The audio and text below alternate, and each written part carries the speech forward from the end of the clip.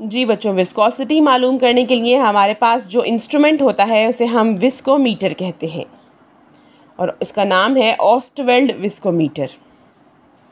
ठीक है, इस विस्कोमीटर की मदद से हम क्या मालूम करते हैं, हमने पिछले फॉर्मूले में देखा था टाइम ऑफ फ्लो T1 या T2 हमारे पास मौजूद था। ठीक है, ये लास्ट हमारे पास क्या आया था, eta1 this is equal to d1/d2 into T1/T2 और eta2। तो ये जो हम टाइम ऑफ फ्लो मौजूद है इसके अंदर ये हम मालूम करते हैं कोई भी लिक्विड कितने टाइम में उसका गिवन वॉल्यूम फ्लो करता है, कितने ड्रॉप्स की सूरत में। हमने पिछले सरफेस टेंशन में हमने नंबर ऑफ ड्रॉप्स काउंट करते हैं और विस्कोमीटर में विस्कोसिटी मालूम करते हुए हम टाइम ऑफ फ्लो मालूम करते हैं। विस्कोमीटर हमारे पास क्या है, यहाँ से हम जो है वो लिक्विड को सक करते हैं। लिक्विड सबसे पहले बी बल्ब में लेते हैं, उसके बाद यहाँ पर एक और हमने सकर लगाया हुआ है। इस सकर की मदद से हम क्या करते हैं, ये लिक्विड जो कि बल्ब बी में लिया है इसे हम ऊपर की तरफ खींच लेते हैं ए मार्क तक। ठीक है, ए निशान तक, ए मार्क तक हम इसे खींच लाते हैं और फिर ए मार्क से उसे सी मार्क तक, ए निशान से सी निशान तक उसे गिराते हैं और उसका टाइम ऑफ फ्लो मालूम करते हैं। ठीक है, एक लिक्विड सपोज इसमें जितना भी आ रहा है, सपोज इसमें 5 ml आ रहा है, तो ए मार्क से बी मार्क तक उस लिक्विड को गिरने में कितना टाइम लगता है ये कैलकुलेट करते हैं, पहले एक लिक्विड के साथ और फिर वाटर के साथ कैलकुलेट करते हैं। हमारे पास उस लिक्विड का D1 डेंसिटी मालूम करेंगे किससे, स्पेसिफिक ग्रेविटी बॉटल से, यानी कि यहाँ जिसका नाम लिखा हुआ है पिक्नोमीटर से। ठीक है, स्पेसिफिक ग्रेविटी बॉटल से डेंसिटी मालूम करेंगे वाटर की भी और उस गिवन लिक्विड की भी, और टाइम ऑफ फ्लो मालूम करेंगे पहले किसका, पहले अपने लिक्विड का और उसके बाद फिर वाटर का। ठीक है, तो इस तरह से हम क्या निकालते हैं, यहाँ पर ईटा निकाल लेते हैं, किसी भी लिक्विड की विस्कोसिटी निकाल लेते हैं। अब विस्कोसिटी बेटा हमारे पास, विस्कोसिटी क्योंकि किससे रिलेटेड होती है, इंटरमॉलिक्यूलर फोर्सेस से रिलेटेड होती है। किसी भी मॉलिक्यूल में कितनी इंटरमॉलिक्यूलर फोर्सेस हैं ये उसका क्या बनाती है और स्ट्रक्चर हमें बताती है। तो वेलोसिटी एंड कॉन्स्टिट्यूशन हमें उसका कॉन्स्टिट्यूशन बताती है, स्ट्रक्चर बताती है।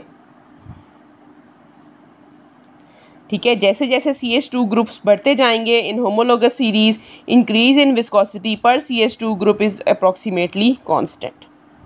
डंस्टन ने फिर हमारे पास एक रिलेशनशिप बताया था between viscosity and inverse volume. Page number हमारे पास 82 है बेटा। क्या उसने रिलेशनशिप बताया विस्कोसिटी और इनवर्स ऑफ वॉल्यूम का, ये हमारे पास ईटा है विस्कोसिटी और ये D/m inverse of molar volume. ठीक है, वैसे m/d होता है velocity, this is equal to m/d और ये इन्वर्स है तो 10⁻⁶। तो ये हमारे पास क्या आती है, अगर 40 to 60 आती है तो ये हमारे पास लिक्विड्स क्या हैं, एसोसिएटेड लिक्विड्स होते हैं, यानी नॉर्मल लिक्विड्स होते हैं। अगर हमारे पास विस्कोसिटी 40 से 60 की रेंज में आती है वो हम उन्हें नॉर्मल लिक्विड्स कहते हैं।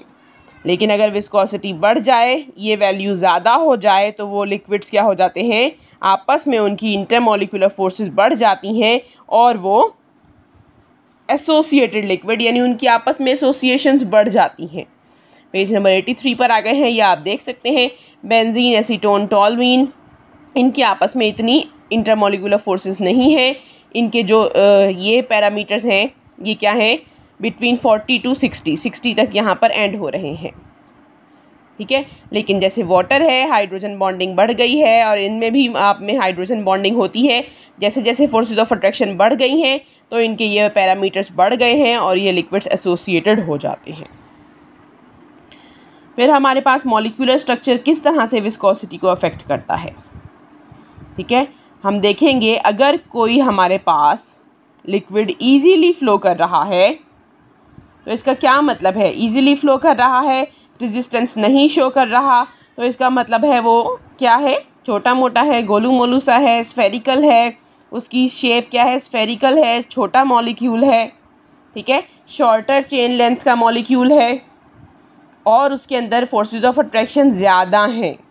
यानी कि अगर हम कहें स्ट्रेट चेन नहीं है, ब्रांच चेन है, ब्रांच चेन में क्या हो जाती हैं, इंटरमॉलिक्यूलर फोर्सेस आपस में बढ़ जाती हैं और वो लिक्विड क्या हो जाता है हमारे पास, उसकी विस्कोसिटी जो है वो इंटरमॉलिक्यूलर फोर्सेस के बढ़ जाने की वजह से ग्रेटर उसकी विस्कोसिटी हो जाती है।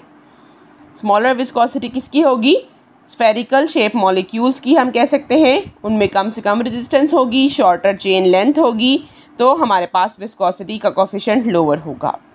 स्ट्रेट चेन होगी, विस्कोसिटी लोअर होगी, लेकिन ब्रांच चेन होगी, उनके अंदर फोर्सेस ऑफ अट्रैक्शन बढ़ जाएंगी और विस्कोसिटी भी बढ़ जाएगी। इंटरमॉलिक्यूलर फोर्सेस, यही बात रिपीट होती है, stronger the intermolecular forces the greater will be it's viscosity. Water और इथाइल अल्कोहल्स के मॉलिक्यूल्स हैं, आपस में विस्कोसिटी इनकी ज़्यादा है क्योंकि इनकी इंटरमॉलिक्यूलर फोर्सेस ज़्यादा हैं। फिर हमारे पास रियो कोर आता है। रियो कोर एक फैक्टर है n⁻1⁸ है ईटा की, तो इसको हम जब हमने किससे डिवाइड किया, मोलर वॉल्यूम से हम जब इसको डिवाइड करते हैं और ईटा⁻1/8 होता है तो ये फैक्टर रियो कोर कहलाता है। जिस तरह पैरा कोर हमने पढ़ा था उसका रिलेशन सरफेस टेंशन के साथ, इसी तरह से विस्कोसिटी का रिलेशन है मोलर वॉल्यूम के साथ रियो कोर की सूरत में। रियो कोर क्या है, मोलर वॉल्यूम, ठीक है, जिसे हम Vm कहते हैं, ये फैक्टर हमारे पास क्या है, Vm है।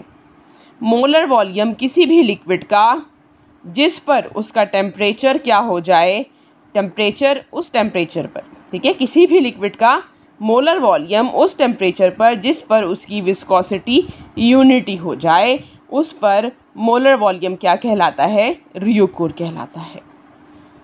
पैरा कोर की तरह रियो कोर भी क्या है, एडिटिव और कॉन्स्टिट्यूटिव प्रॉपर्टी है।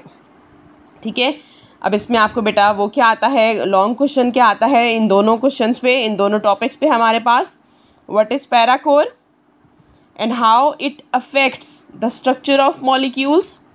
पैरा कोर सबसे पहले आप बताएंगे, इसी तरह से rheochor, what is rheochor and how it affects the structure and viscosities of molecules. तो सबसे पहले आप उसमें पैरा कोर बताएंगे, पैरा कोर का अलग से सवाल, रियो कोर का अलग से सवाल।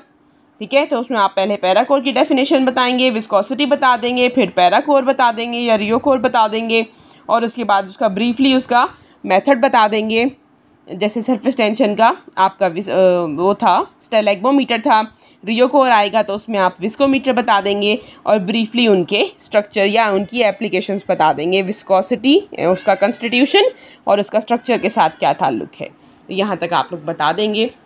इस तरह से आपको इन टॉपिक्स पे सवाल आएगा, what is Rio core, how it affects the viscosity and structure of molecules.